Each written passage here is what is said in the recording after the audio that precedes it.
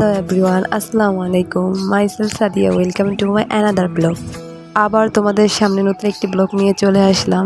হঠাৎ শুনতে পাই যে বান্ধবীর বাসায় দাওয়াত, তাই আমি ঝটপট রেডি হয়ে ওদের বাসায় রওনা দেওয়া শুরু করে দিলাম। ওদের বাসায় যাওয়ার জন্য আমার এরকম একটা বড় একটা সাঁকো পার হতে হবে। যাই হোক, অনেক কষ্টে এই সাঁকোটা পার হলাম। তারপরে দুপুরে খাওয়া দাওয়া করে নিলাম। ওদের বাসায় কি কি ফল গাছ আছে এগুলি তোমাদের দেখাবো। সর্বপ্রথমে ছিল ওদের ঘরের সাথে বড় একটা কাঁঠাল গাছ, তার পাশেই ছিল একটা আমড়া গাছ। তারপর একটু সামনের দিকে আগাতেই দেখি যে বড় একটা আরনুজ গাছ আছে, তার পাশে আরেকটা লিচু গাছ ছিল। তারপর আরেকটু আগাতেই দেখতে পেলাম যে বড় একটা পেয়ারা গাছ আছে। ওদের এই গাছের পেয়ারাগুলো অনেক অনেক মজা। তারপর ওদের পেয়ারা গাছে ওঠার একটু চেষ্টা করতেছিলাম, বাট আমি গাছ উঠতে পারি না, তাই নেমে গেলাম। আবার চলে যাব ওদের বাসার একেবারে সামনের দিকে, যে কি কি আছে তাই তোমাদের দেখাবো। যাওয়ার পর প্রথমে দেখতে পেলাম এখন একটা পেয়ারা গাছ আছে। তারপর দেখি সেই সাঁকোটা যেটা দিয়ে আমি পার হয়ে এসেছিলাম, আর তার পাশেই ছিল বড় একটা পেঁপে গাছ।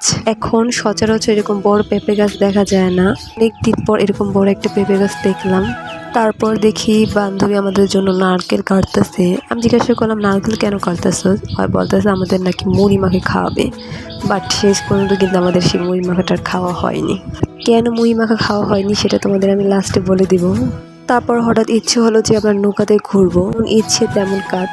তারপর দেখি আমার বান্ধবী একটা মাদুর নিয়ে আসছে, যেন আমাদের বসতে কষ্ট না হয়। এখন ওই মাদুরটাকে সুন্দর করে এখানে বিছিয়ে দেবে। এইটা ছিল আমাদের নৌকা চালক। বেচারি আমাদের জন্য অনেক কষ্ট করতেছিল, বাট ওর জন্য একটু মায়া লাগতেছিল। ওদের মধ্যে অনেক কষ্ট করে নৌকা চালাতে ছিল।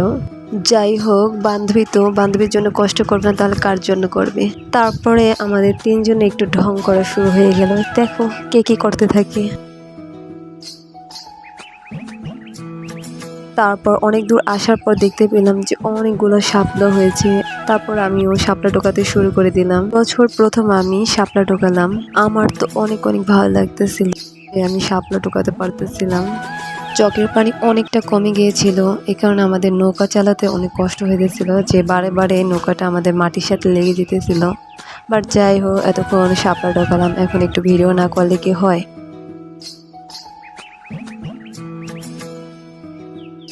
তারপরে শাপলা নিয়ে আমি ফটোশ্যুট করতেছিলাম। যাই ফটোশ্যুট করতে করতে আমরা এখন আমাদের এই ব্রিজের নিচটা দিয়ে যেতে হবে। এই ব্রিজের নিচটা দিয়ে যেতে অনেকটাই কষ্ট, দেখো কিভাবে যেতে হয়। যাই হোক, তারপর অনেক কষ্ট করে এখান থেকে বের হলাম। ভিডিওটি ছিল এই পর্যন্তই। ভিডিওটি কেমন লেগেছে অবশ্যই তোমরা জানাবা। এই পর্যন্ত সবাই তোমরা সুস্থ থেকো, ভালো থেকো। আল্লাহ হাফেজ।